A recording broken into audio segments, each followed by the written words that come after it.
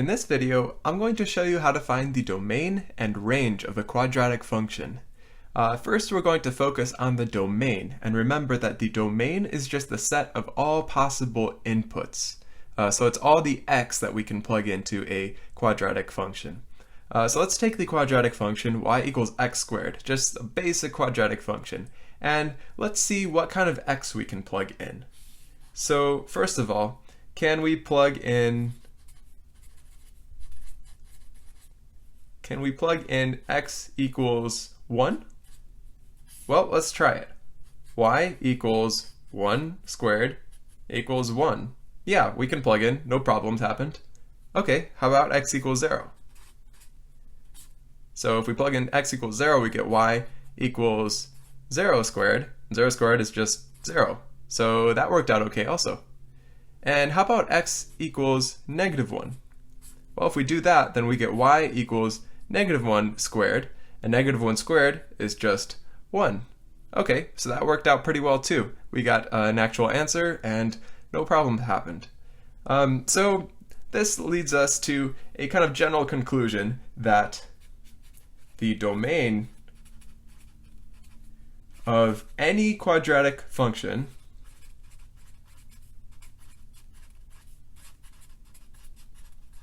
is all real numbers.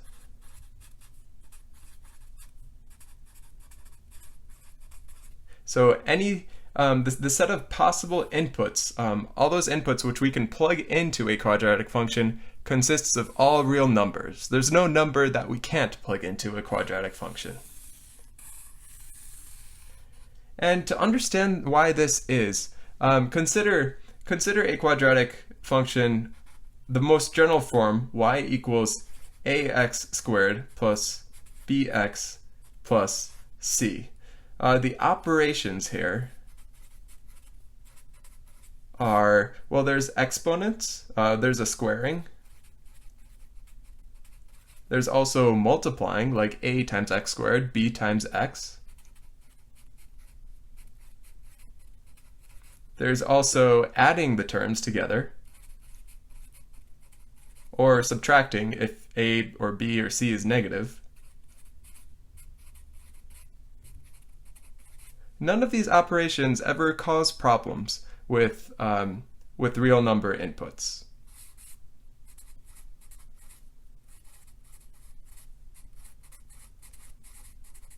The only times that problems really arise are, first of all, division by 0 or roots of negatives.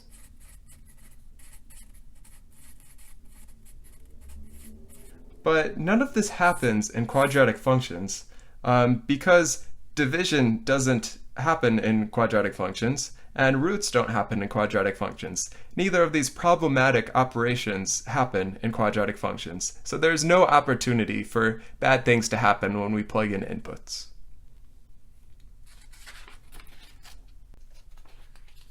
Now let's talk about the range of a quadratic function, which is the set of all possible outputs. The domain is inputs, the range is outputs. To understand what a range of a quadratic function is, we've got to think of the graph of a quadratic function. So for example, here we've got the graph of y equals x squared, and the domain is just all the x values that it can take, all the possible inputs. Since it extends infinitely long in the left and right directions, it covers all the x values, and so the domain is all real numbers. But it opens upward and doesn't hit any y values below 0. It only covers the y values that are above 0. So the range is just y is greater than or equal to 0. 0 and all the numbers above it. On the other hand, for the parabola y equals negative x squared, this parabola opens down, and so its range is all the numbers that are 0 and below. It doesn't cover any of the positive numbers, only the negatives and 0. So the range is y is less than or equal to 0. Domain, of course, stays the same, all real numbers. So the range of a quadratic function depends on the vertex and the orientation of the parabola. For example, this parabola y equals x squared minus 1 has a vertex at negative 1, so the range starts at negative 1. And then whether it goes up or down depends on the orientation of the parabola. this parabola opens upward, so the range is covering all the y values that are above -1. So range is y equals -1 and above. Y is greater than or equal to -1. On the other hand, this parabola, (x squared plus 3, starts at 3 and then opens downward. So the range just consists of 3 and all the numbers below it, because these numbers match up with the graph. It doesn't cover any of the numbers above 3, only the numbers below 3. So the range is y is less than or equal to 3.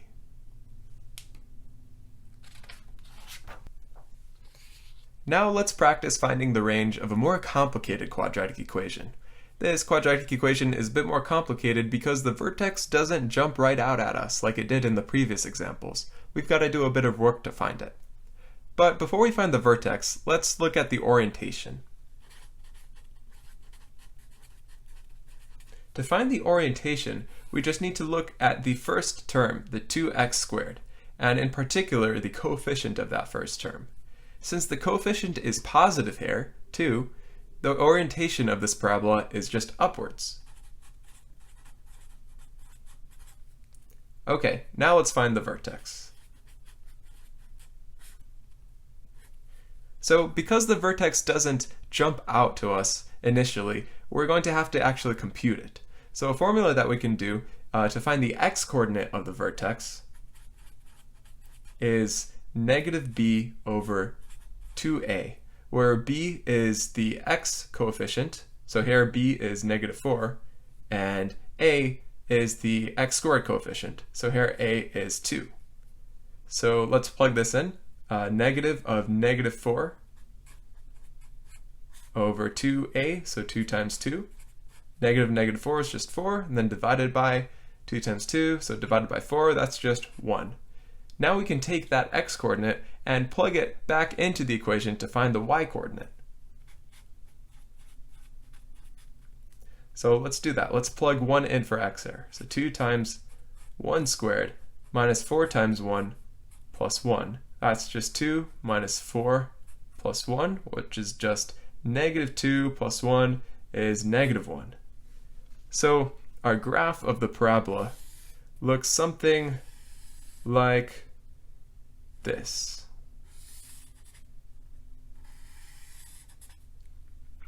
It's opening upward, as we saw from the leading coefficient, and the vertex is at 1, (1). So in particular, we're looking at the y-coordinate there. That tells us that the range starts at (1) and then covers everything upwards of that because the parabola is pointing upwards. So our range then is just (1) and everything that is above it. So y is greater than or equal to (1).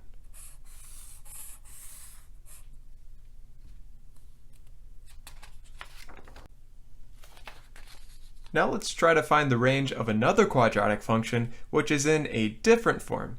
So this form might look a little bit more complicated, but remember this is just vertex form of a quadratic function. So this just gives us the vertex as these two numbers, as the number that is subtracted from the x and the constant at the end. So we can tell our vertex right away. The vertex is just the x coordinate is just the number that's subtracted from the x, so just 4, and then the y coordinate is just the number that's added at the end, so (8). And then to tell the orientation, we just look to the sign of this square term. The square term is being multiplied by a 1/2, and that is positive, so the orientation is upward. So let's draw a rough sketch of our parabola here. Our parabola is starting at 4, (8). Let's say that's around here. And it's opening upwards. So that means that the range is starting at the y-coordinate of (8), and then it covers everything above (8, because the parabola is opening upwards. So the range is just y is greater than or equal to negative 8. Negative 8 and everything above it.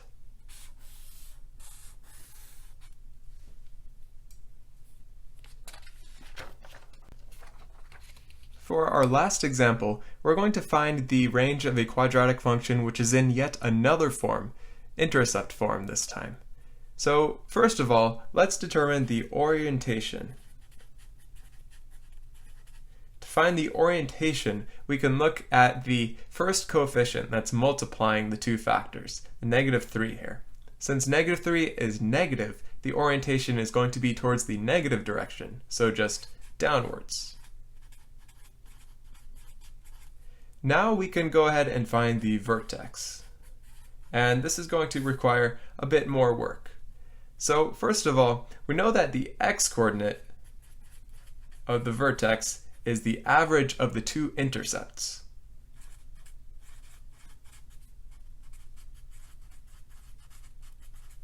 So let's go ahead and find our intercepts first. So intercepts we get from setting each factor equal to 0. So we've got x plus 3 equals 0, which gives us x equals negative 3. And we've also got x minus 1 equals 0, which gives us x equals 1. Then the x-coordinate of the vertex we can find by just taking the average of these two intercepts. So negative 3 plus 1 over 2. And that's just negative 2 over 2, which is just negative 1.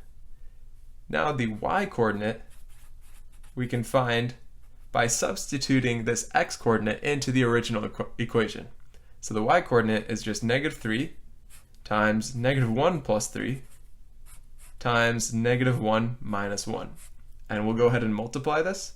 So negative 3 times 2 times negative 2, which is negative 6 times negative 2, which is just 12. So our vertex is negative 1, 12. And we can put this on a graph, just a very rough sketch here. So negative 1, 12 looks to be right about here. And it's a downward parabola, so we'll make it face downwards. And the range then starts at the y-coordinate here, 12, and covers everything below 12 because the parabola opens down.